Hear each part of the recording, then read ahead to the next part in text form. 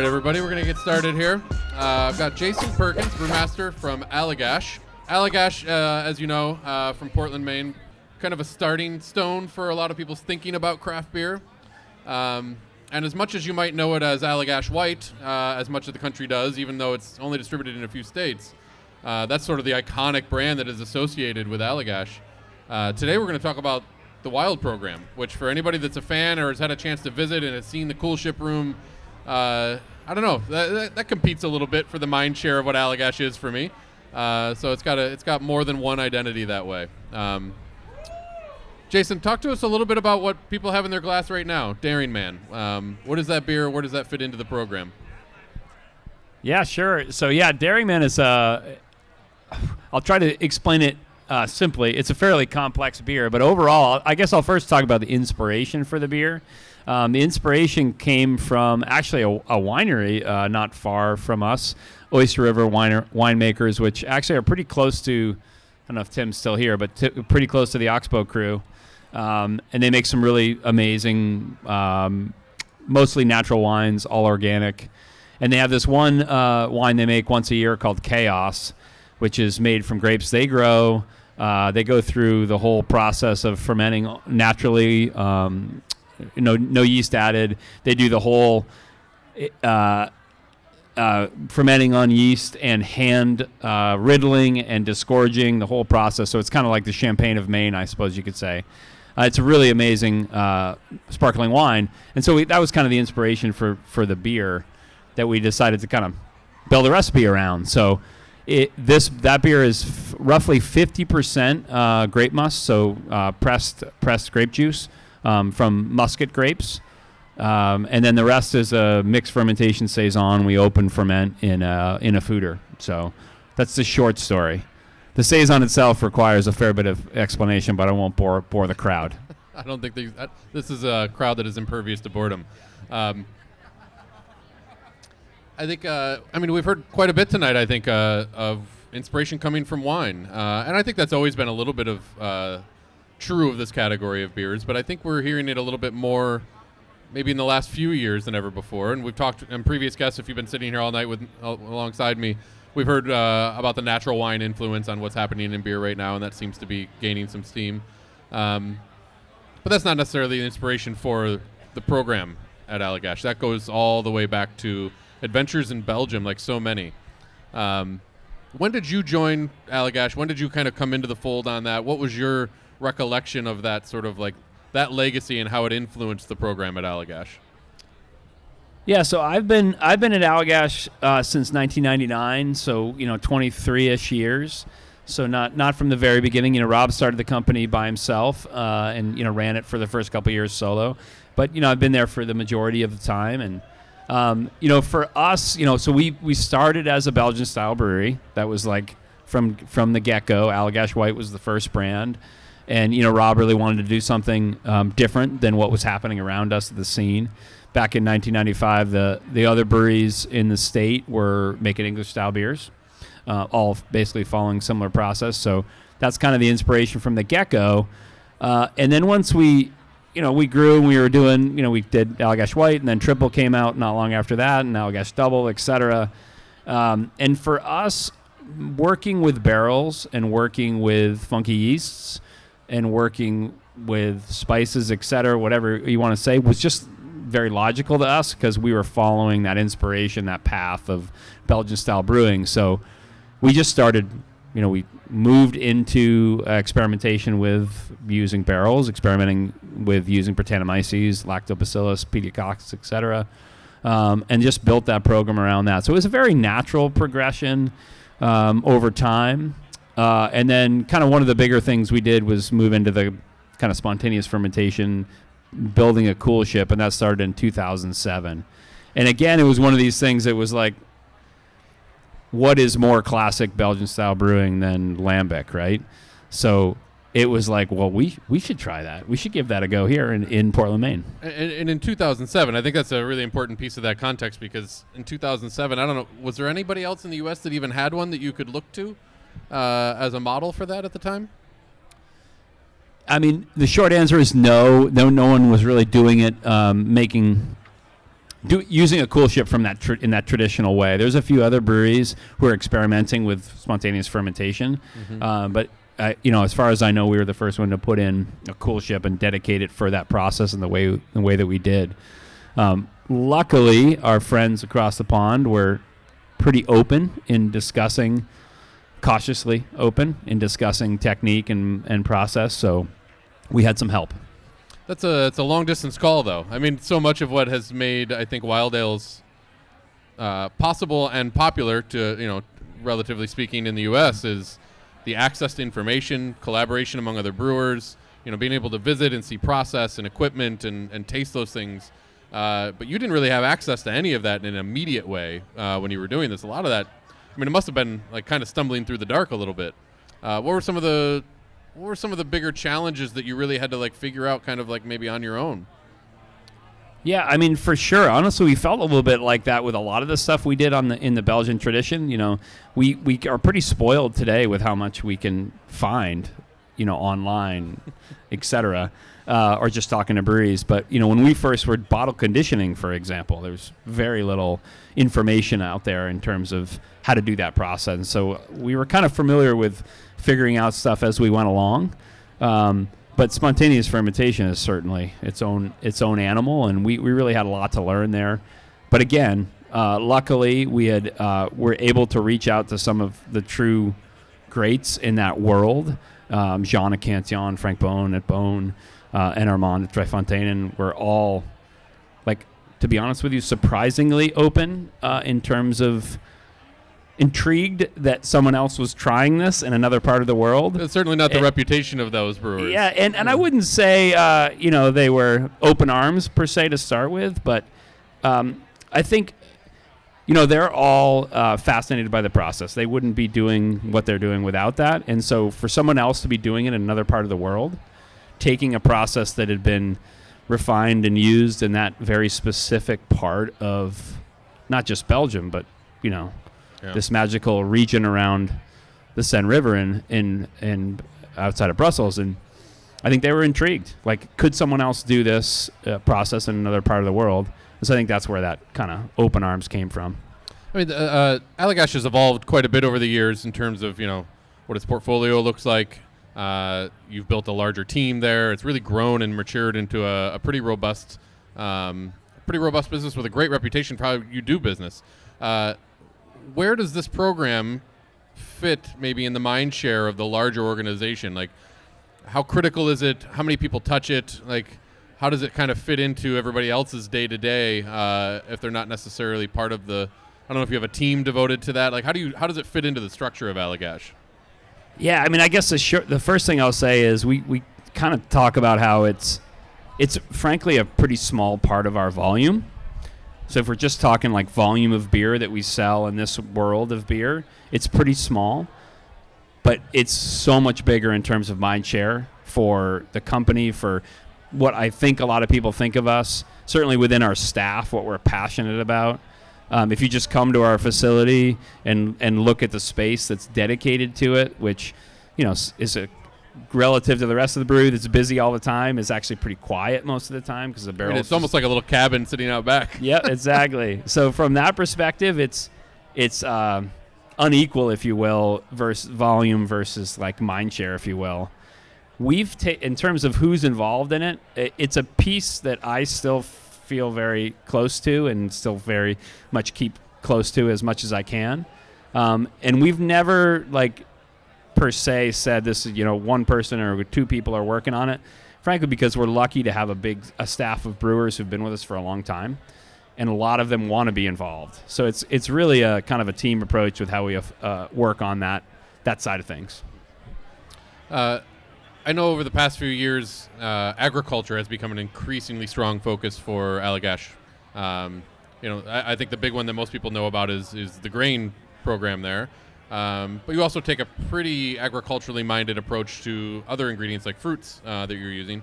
How has first of all, paint a picture for folks as to maybe some of the ambition of the agricultural focus that you've had over the company wide, and how that ultimately might influence this kind of program. Yeah, I mean, you mentioned the grain thing, and interesting enough, the the fruit is really what started our connection to Maine farmers and our connection to using local ingredients.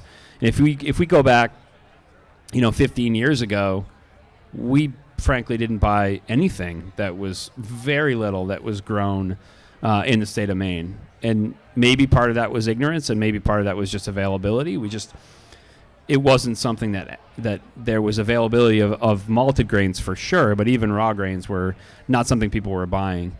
And we started buying fruit from Maine, around the start of 2005, 2006, 2007, when we started getting into wild and funky beers and really started to develop these relationships with farmers and started buying fruit. So we've been buying local fruit. Almost every pound of fruit that we use in our beer is Maine grown and freshly harvested, nothing frozen, nothing dried, etc.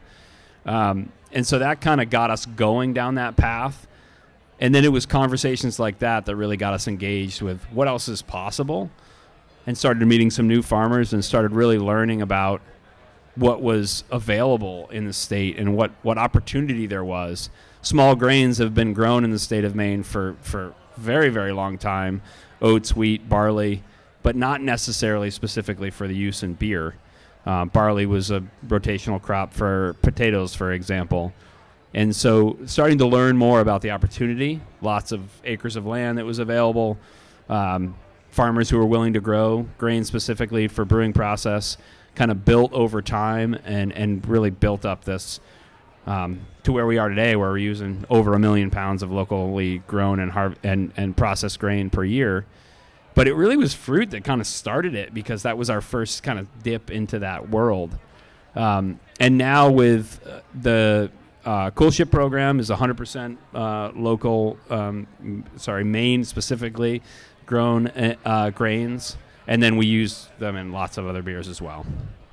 For folks who might not have a geographical reference for the agriculture of Maine, what are some of the fruits that are exceptionally kind of placed there for you? Yeah, so we've got some grapefruits, but then we've got lots of fruits that don't grow in Maine because it's really freaking cold in Maine, as you probably are, as you know. So we have some fruits just don't harvest, don't overwinter, etc. So for us, the big ones are, the ones, blueberries, of course, right? We've got a Little Sal's on tap today here, and that's made with blueberries. That's, I think, what people associate with Maine. But raspberries grow very well. Okay. And then luckily we have one farmer we work with directly who grows a bunch of tart cherries, 2 different varieties. It's not necessarily a common fruit in the state, but we get those. Peaches grow well. And then apples. We've been doing a bunch of fun experimentation with apples as well. Apples is a very robust crop in the state. Yeah. And you'll hear, I don't know, in interviews I've done for years, you hear brewers talk about the number of relationships they have to maintain with distributors and retailers, and that being like a pretty big network sometimes, and it takes a lot of work to maintain those. But you don't hear a lot of them talk about relationships with farmers. Right. What does the actual work look like of having those relationships directly with farmers rather than just buying it through, a puree house or a processor? What is the work that goes into doing that, and what are some of what's the learning curve been like for getting that deeply involved that directly with agriculture? Yeah, I'll first start saying that it's one of the favorite things I get to do, honestly, is interact with these folks and kind of learn more about their business and learn how they operate and what their needs are, et cetera. But it takes time to build. It's time is probably the biggest thing, is getting to know those folks and getting to know what they need, giving them as much a heads up as they can. All of the farmers we work with in Maine, whether it be wheat growers, barley growers, cherry growers, et cetera, their scale is tiny. So it's not like I can decide in April that I want to buy couple thousand pounds of cherries. It just doesn't work that way. You've got to build that relationship over time, let them know well ahead of time that you want to, wait for them to build their business or plant their wheat, whatever it might be. So that's part of it, is just slowly building those relationships over time. In regards to fruit, it's also just understanding that you may want 4,000 pounds of cherries and you may get 500 pounds of cherries, and you may not learn that until, 2 days before you're going to use it. And so that's a huge part of the challenge with fruit especially. And no matter how much we tell them, please give us as much heads up as you can. It's a lot of labor for us to add this fruit. Doesn't matter. You'll get a call from the farmer when they're en route with a couple 1,000 pounds of cherries, and you're like, all right, we got time to mobilize and get the fruit in the tank. So, but the upside is I'm a firm believer in what freshly picked right off the tree, the bush, whatever you want to call it, into the beer really does. Yeah, what does that get you from a process and a sensory standpoint? What is the difference there for the average drinker if they're tasting two beers side by side? One is puree, another one is fresh picked. Yep. What are they going to be picking up that's different? Yeah, I mean it's honestly hard to capture in words, but I'll also say, like, absolutely nothing against brewers using puree and dried fruit and frozen fruit, because some colleagues I have a ton of respect for, and beers I think are beautiful beers are made that way. So nothing against that. And frankly, not everybody's got options. Right. And it's also about an expression that you're looking for, and how you're going to get there. But what is the expression that you're looking for that you're getting from that in the way that you're seeking it? The real benefit to it's not just fresh fruit, but having a direct relationship with a farmer who you can say, like, basically wait till that cherry is going to fall off the tree. It's so ripe that it's going to fall off the tree. So ripe that, you got to keep the shotgun out to keep the birds away, kind of thing. It's just... So right off the bat, we're just talking about sugar content, right? Yeah, sugar content developed to flavor, brightness as can be, which, you're never going to get that in a store-bought whatever fruit, because they have to always pick it early to preserve it. So that, the fruit comes to us and goes in the tank typically within an hour or two of receipt. So... And how that expresses in the beer, again, it's a little bit hard to capture, but there's a brightness of flavor there, there's a brightness of aroma there that I just don't think you can capture the same way with a frozen fruit or a dried fruit. I would imagine the sort of biological component of that and anything that's in the air and those skins that's coming along with that is contributing to that process as well. You're not talking about aseptic purees or anything. Absolutely. You're talking about living, breathing things with bugs on them. We're fully accepting that all of those fruits are coming to us with all sorts of goodness on the outside that's going to contribute to that beer as well. Well, it seems like that would also contribute to the wood environment that you're using over time. So, if that stuff's coming in live and it's got bugs on it or whatever, when I say bugs, I mean the yeast and the bacteria that are coming along with that, that's going to contribute to the environment that you're fermenting in past that generation of fermenting.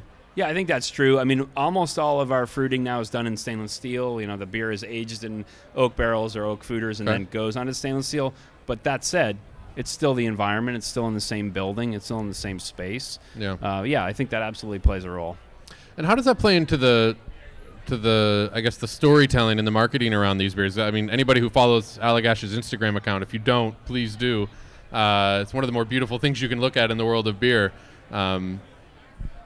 Showing those ingredients and presenting it in a way that feels very specific to, I guess you're painting a broader picture of what Maine is in a way. I don't know how you would think or describe that, but from afar, it almost feels like I follow like the travel bureau for the state of Maine sometimes.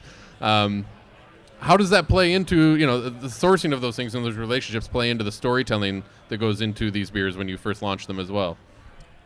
Yeah, I mean, I'm not a marketing guy, so I can't fully answer that effectively. But so we're going to get an honest answer. But I can tell you that what I really love about the way we highlight local, our work with farmers is, frankly, highlighting them. Like that, they deserve the credit, so much credit for the beautiful flavors and aromas that we have in our beer.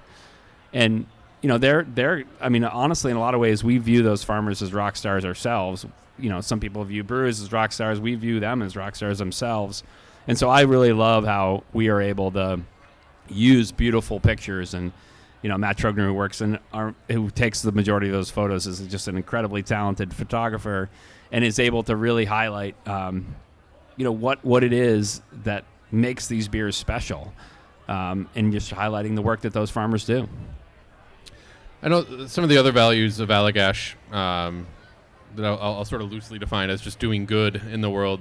They're around sustainability, environmental sort of concerns and things like that. How do you think about the sort of natural tension between wanting things to be sustainable and with an environmental impact that is low, with the natural inefficiency of producing these kinds of beers. Sourcing local fruits is one thing in terms of like a sustainable microeconomy. But then, sometimes the ways in which you have to get access to these things is not necessarily the most efficient. Like, there's a little bit of give and take that goes in, along with that as you're trying to build a larger sort of value chain. How do you, I guess, work on pushing a lot of those values forward and progressing while also dealing with some of the inefficiencies that you have to start out with to even create that system in the first place? Yeah, I mean, for sure. I mean, we certainly try to be as sustainable and as environmentally responsible as we can, but the reality is that making beer is not, It's not great. Yeah, I mean, we joke, like, if we want to be completely environmentally sustainable, we should stop making beer.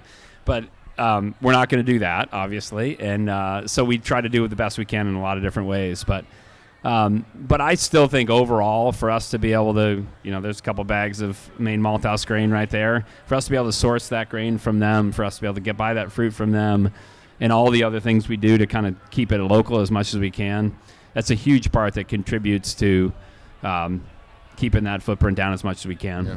I know you have brewers in Florida that want to get their hands on some Maine grain, which is pretty exciting. I don't know the carbon footprint on 2 bags of Maine grain is, but is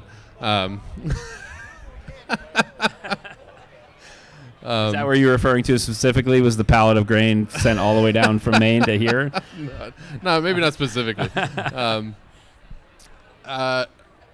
You have a big role at the BA, and you've been a voice on a couple of different sort of committees. I can't remember what you call them exactly, but how does your role as a brewmaster, this is just a personal question I'm curious about, how does your role as a brewmaster and your role on something like the Brewers Association committees, how do those two things interact? Like, how do you balance, because at one, you're working at a very specific level inside one brewery, and you have things to care for there on a very detailed level, all the way down to like a specific beer. Yep. And then at the BA, your influence, is potentially systemic, along with lots of other people on those committees.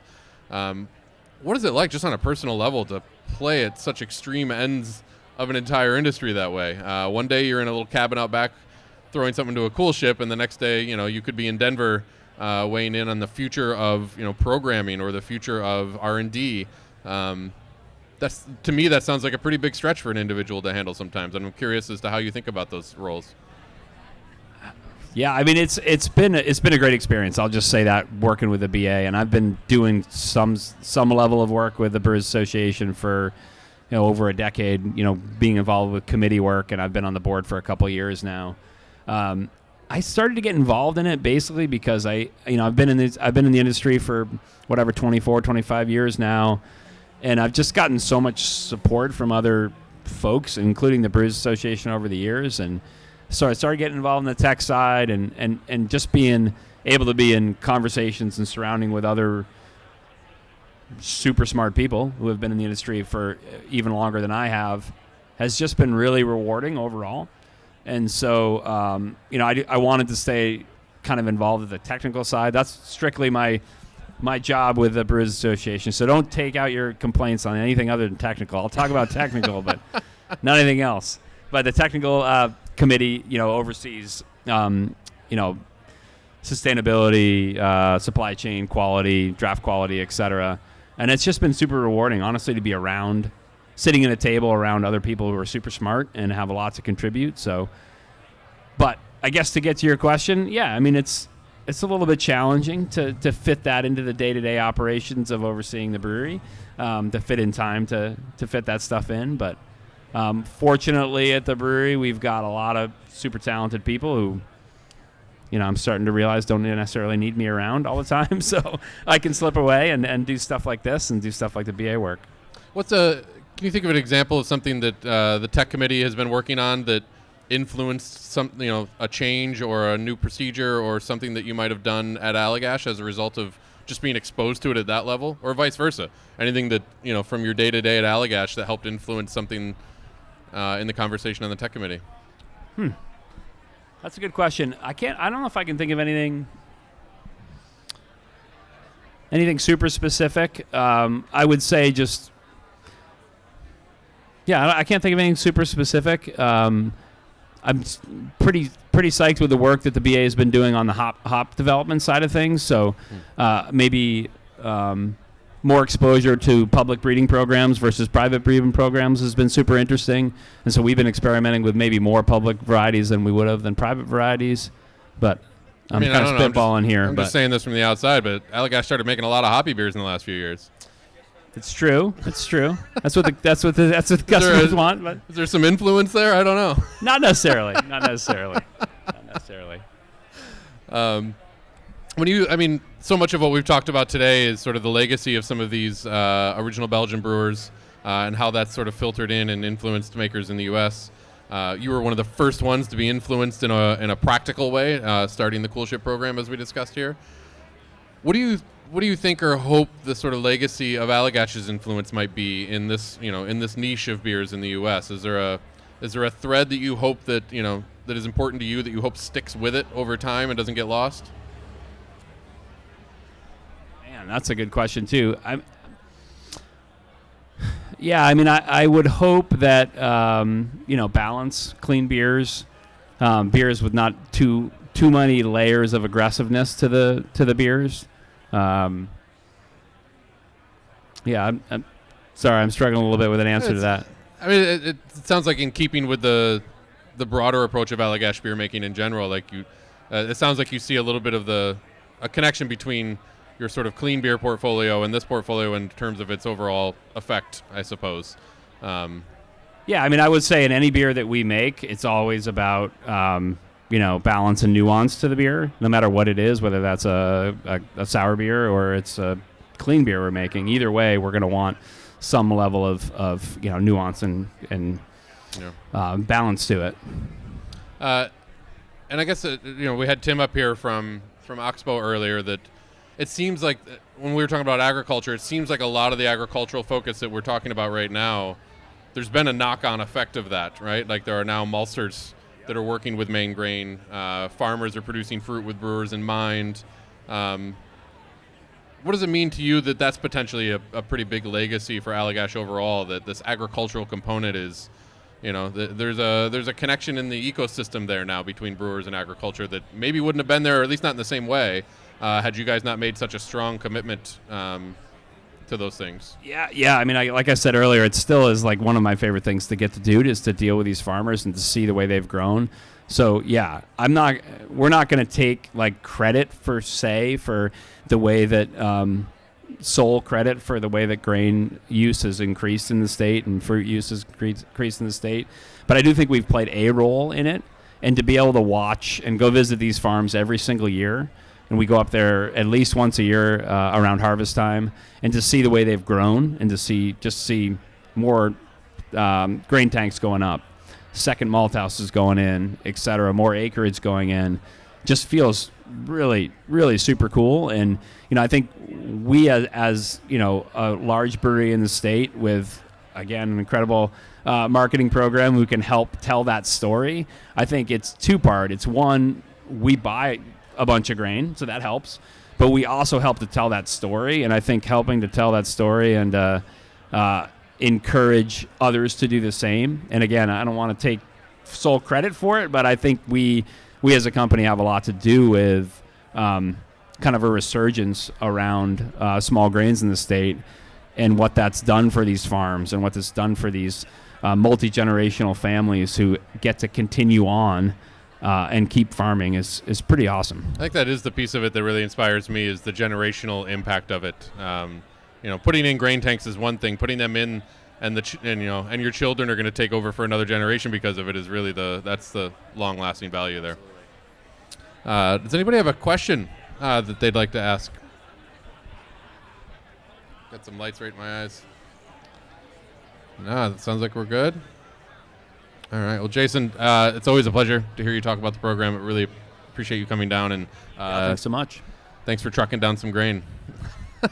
My pleasure. It was a heavy carry-on bag. Cheers, man.